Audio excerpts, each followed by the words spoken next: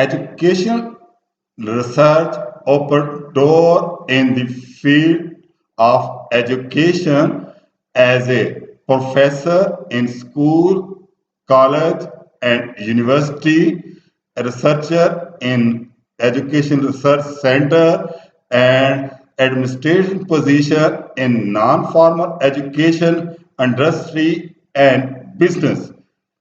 If you would like to learn more education research, this lecture is good for you and I hope you will listen this lecture in detail. In this lecture, I will present the four section of this lecture. The first section is overview of the scientific method and education research, classification type of research by purpose, classification of type of research by method, and I will also share many examples of education research. First, there are five ways we know something about the education. In our daily life, we have a lot of experience from morning to evening. Whatever we do in our daily life, we cook the food, we work as an educator, we improve our working, and in fact, we are conducting a research in formal way. So second part is traditional, third is expert and authority, and then we will discuss about logic, its two type, inductive reasoning and deductive reason, and then we will reach on the scientific method. Personal experience mostly rely on one knowledge of prior experience. So we work in everyday life. For example, we start teaching, and with the passage of time, we will improve our teaching and we become the experienced professor from the noise with getting the experience. The personal experience has some limitation. The first limitation is one who is affected by event depend on one who is. And second limitation is one who frequently need to know something that cannot be learned through experience. Next way of knowing is tradition. Tradition doing things as they have always been done. So in our society and all other society, there is a tradition, and most of the knowledge we get from the tradition. Tradition means our forefather were doing something, and we are repeating all these things in our culture. That is the tradition. So in education, mostly the professor apply the different type of methods. For example, in our college and university, the traditional method of teaching is the lecture method. So most of the time we apply the lecture method. That is the tradition, and we would not bring to any change in this lecture method. Tradition has also some limitation. Tradition are often based on idealized past. Tradition can be distant from current reality and the complexity associated with them. Next is expert or authority. Rely on the expert or authority of other. For example, the Aristotle is authority. At one time, he caught a fly and he counted the legs of the fly, and he said the fly has five legs. Most of the people accepted his statement, and many years the people said in the book, read in the book, the fly has five legs. But when the people made experience and then they reject the expertise authority like Aristotle and they counter the legs of fly, that was Six. So we could not rely on the statement of the authority because authority has some limitation. Expert may be wrong, like the Aristotle. Expert can be disagree among themselves as in a second opinion. So you can find in daily life there are a lot of experts in the education. Some people prefer lecture method, other people the activity methods, and other the simulation methods. There is a lot of agreement and disagreement among the expert. Next is inductive reasoning. Inductive reasoning from specific to general. For example, in our daily life, we say we observe that based upon our inductive reason, instructor exam 5 research textbook education chapter on the sample, and he generalized that the instructor can conclude that all research textbook must have the sampling paper. So, inductive reason also have some limitation. In order to be certain of conclusion, one must observe all the example. The second limitation is all example can be observed only in very limited situation where there are few members of the group. So, if there is a large group, then we have to find the best inductive reason. Deductive reasoning, in fact, are the reverse of inductive reasoning. Deductive reason from the general to specific limit. You must, so in this case, if we found that all the books have a chapter of sampling of education research, so we can decide that this book that we are going to read must have one chapter on the sampling. So deductive reasoning also have some limitation. You must begin with the premises in order to arrive at true conclusion. Deductive reasoning only organize what is already known. So that's the main difference between inductive reasoning and deductive reasoning. Next is the scientific method. The goal of the scientific method is to explain, predict, and control phenomena reality.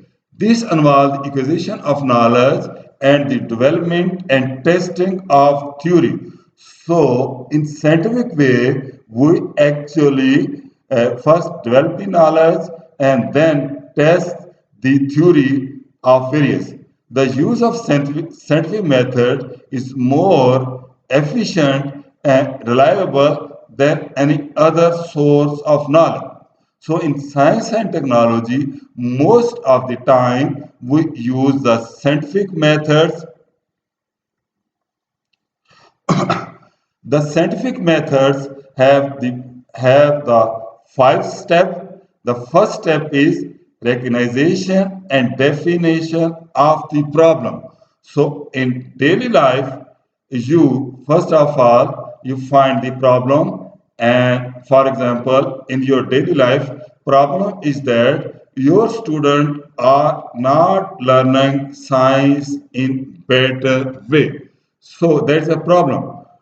So you think that if we use the simulation in teaching of science in science classes, the student will improve. So then you formulate and simulation improve your student achievement. So this is your hypothesis. Based upon your hypothesis, you collect the data, analyze the data, and then you conclude that the simulation method is more effective than the traditional teaching. So in this whole process, you use these 5 steps: recognition and definition of the problem. formulation of hypotheses, collection of data, analysis of data, and stating conclusion. Scientific method have also limitation. So these are four limitations of the scientific method. The first is inability to answer value-based question involving short, inability to capture the full richness and complexity of the participant, limitation of our measurement instrument, ethical and legal responsibility. So these are four limitations of the scientific method. Now we will explain the detail the education research. So simply the application of scientific method to study education problem. The goal is to explain, predict, and control education phenomena. No, we step for conducting education research. So first step is selection of problem. In selection of problem, use a specific research procedure to design and collecting data, then analyze of data, statement of conclusion based on the result of the data analysis, and on the parallel, the step in the scientific method you will use. Difficulty conducting education research. These are the five steps. First, involve human being and the complexity associated with them. As you know that in education research, we involve the human being and sometimes the human being behavior is unpredictable. Second difficulty, generalized from specific study. Problem when opposing sufficient control to conduct research in education setting, complication when observed in education setting, and then indirect measure of variable being the study. Now, classif- classifying research. Two helpful way to view research. One is the purpose and other is the method. In purpose, the degree of direct applicability of research to educational practice and setting, whereas in methods, overall strategy followed by collect and analyze the data. The purpose of research is has five categories. First is the basic research, then applied research, then evaluation research, and then research and development, and the last is action research. Basic research. In basic research, we collect the data, analyze the data to develop a enhance the theory. Example related to learning these theory are Piaget did lot of work in the basic research. There is other example is constructivism, mastery learning, Gardner multiple choice, multiple intelligence. These are the example of the basic research. Applied research, in fact, collection and analysis of data to examine the usefulness of theory in solving practical education problem. Now I will share the three examples of applied research. First example is developing a seventh grade social study curriculum around a problem solving approach to learning. Other example is examine the effectiveness of a computer based algebra program developed around a mastery level approach, accommodating varied learning style when teaching lesson in modern literature. So most of time in our MPhil and PhD research, we conduct the applied research. The intersection of basic and applied research. The basic research provides the theory that produce the concept for solving education problem.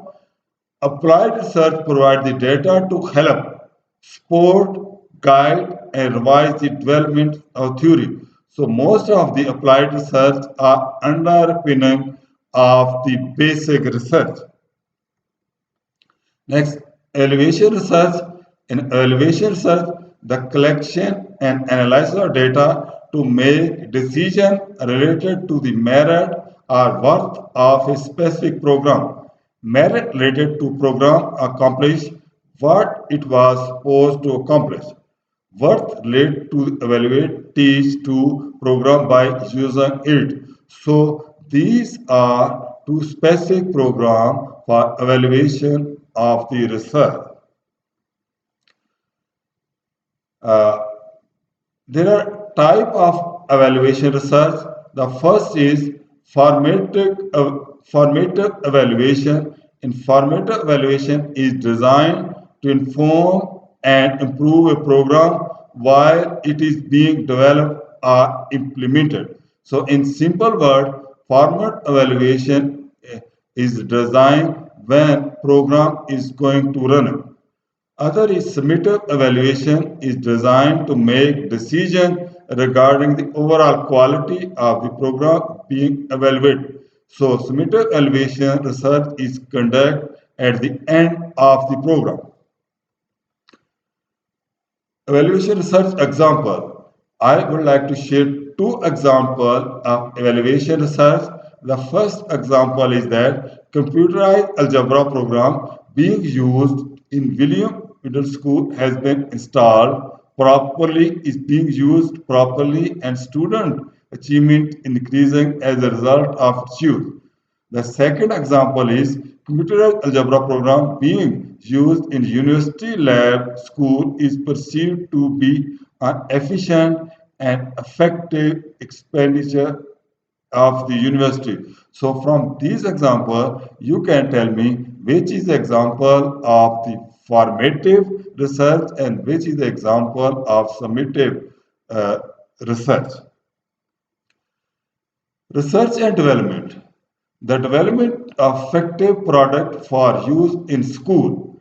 It has also, would like to share two examples. The first example is development of software to create computer algebra program that incorporate an individual mastery learning.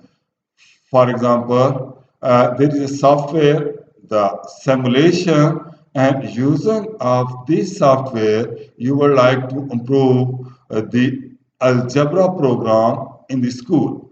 The second is development of a smart board to enhance a teacher's use of technology in classroom. So these two are example of research and development. So these are the purpose of research. Next is action research. The action research collection and analysis of data to provide solution to the practical values problem of educator within their own school or organization. So as action research is going to conduct at the local level, the teacher conduct the education research in their school and they solve their problem. I would like to share two examples of action research. First example is how can our college move to performance-based model for undergraduate teacher preparation program? How can disciplinary policy be enforced consistently in our school? The action research could not generalize. So after the detail of purpose of research, now I will explain research method. Two general category of method currently being used in education research, quantitative methods and qualitative methods. Quantitative method. General purpose of quantitative methods collect and analyze data to explain, predict, or control phenomena of interest. And quantitative methods describe current condition, investigate the relation, we apply the correlation, study cause and effect.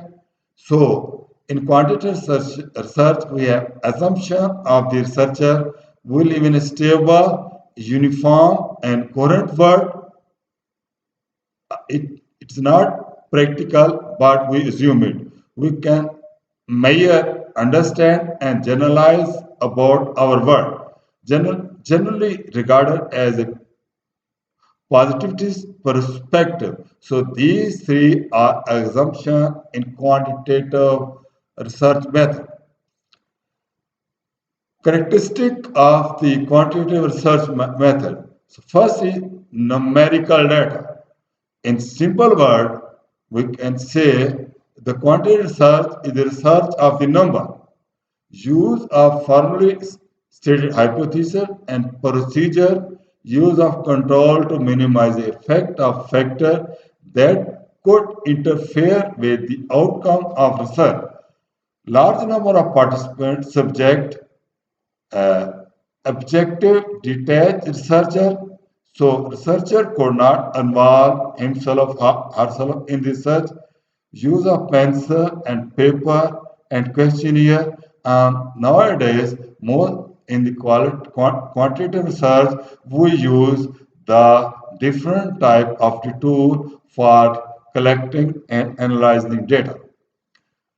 There are five basic design for quantitative research. First, descriptive, correlational, causal comparative, experimental, and single subject. First, I explain in detail descriptive design.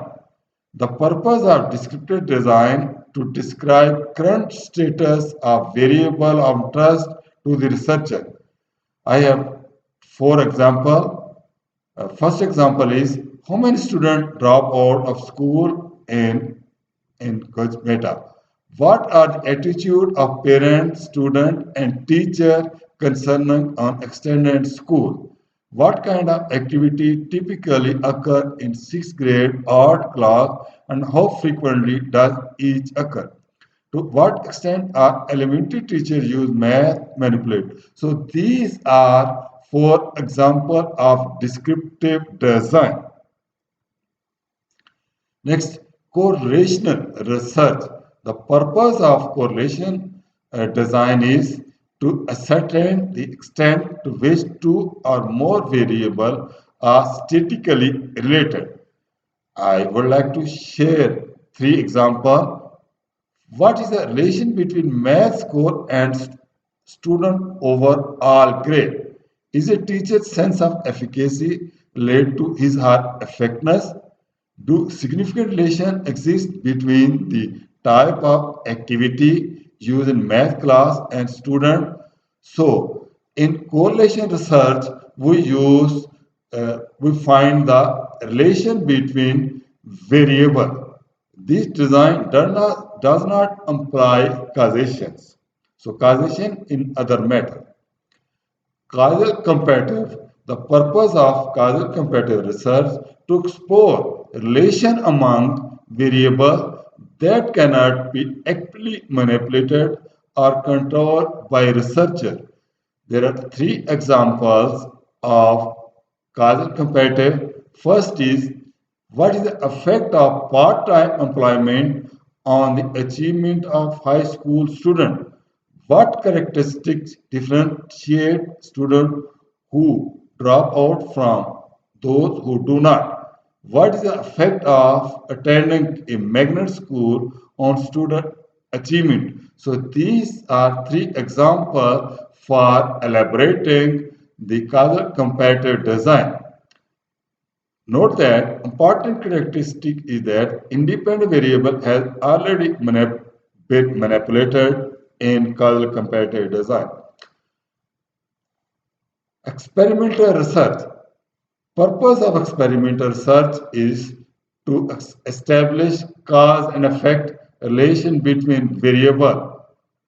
Uh, First example is that what is the effect of teaching one as a cooperative group strategy or two a traditional lecture approach on the student achievement. So in this example, we are going to take the two teaching method and we would like to find its effect on the student achievement. Second example is that what is the effect of teaching with manipulated via a traditional algorithm approach on student test score. So you can see here independent and dependent variable and effect of independent variable on the dependent variable. The important characteristics are that the researcher manipulates the independent variable and control extraneous variables. Next is single subject. The purpose of single subject research is to investigate cause and effect relation with the sample of one. I also explain it with the two example. First example is what is the effect of behavior modification program on the Imran conduct in the class. What is the effect of behavior training program on the Imran ability to complete his performance task? So these are the two examples of single subject design. The important characteristic is use of specific intervention to cause behavior change in low incident population, e.g. special like the special education. Now, after giving the detailed explanation of the qualitative research, now I would like to shift on other type, that is qualitative method. General purpose of qualitative method to properly deeply into the research setting to obtain in-depth understanding about the way things are, why they are like that, and how participants perceive them. The need to create a sustained in-depth is in context study that allow the researcher to uncover subtle less over personal understanding. So qualitative research we go in depth in the knowledge. There are also three assumptions in qualitative method. So first assumption of the researcher is that all meaning is suited in a particular perspective or context.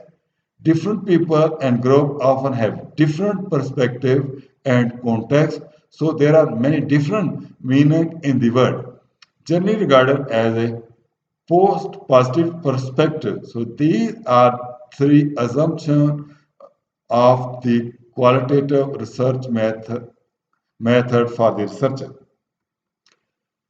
Now I will explain the six characteristics of qualitative research.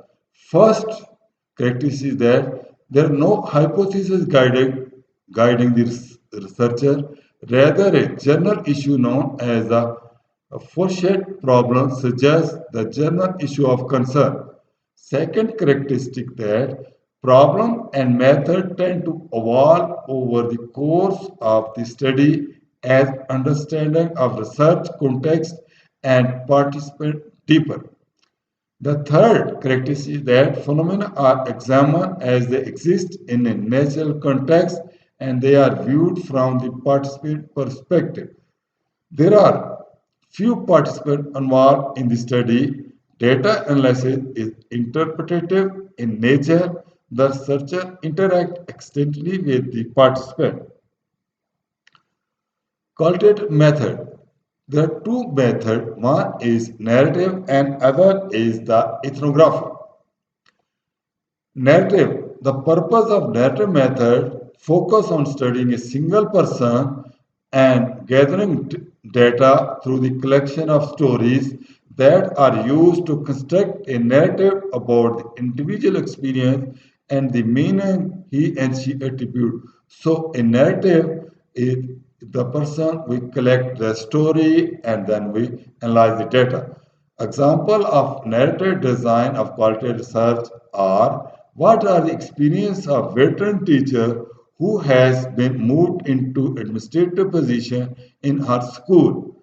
What does inclusion mean to special needs child who is placed in a regular education classroom?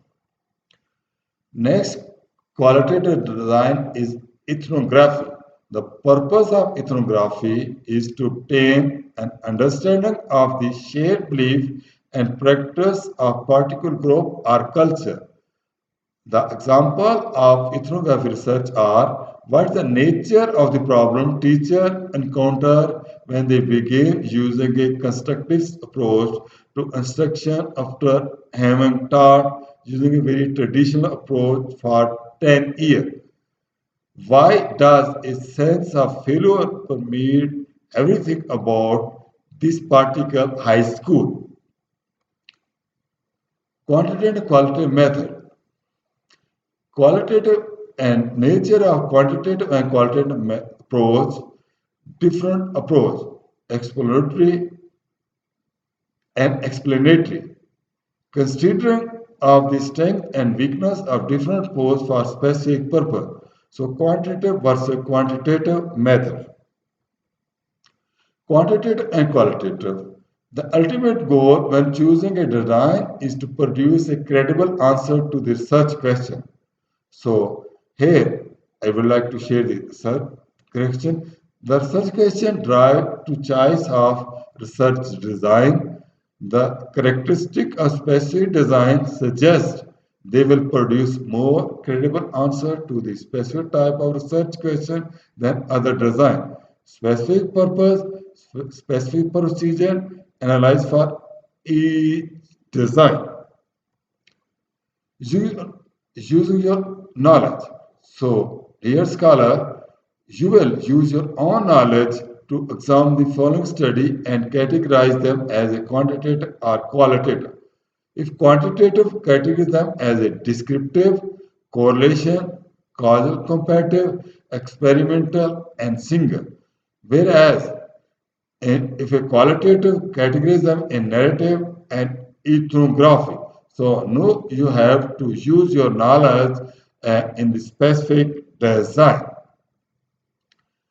Thinking about Brown and Wilbur article as well, Wolf article, why would you consider the first a quantitative study and second qualitative study? What would you suggest is the purpose of each article using the five category described by author of the text? So some people say when they combine the qualitative and quantitative research and they are this is called the mixed method research.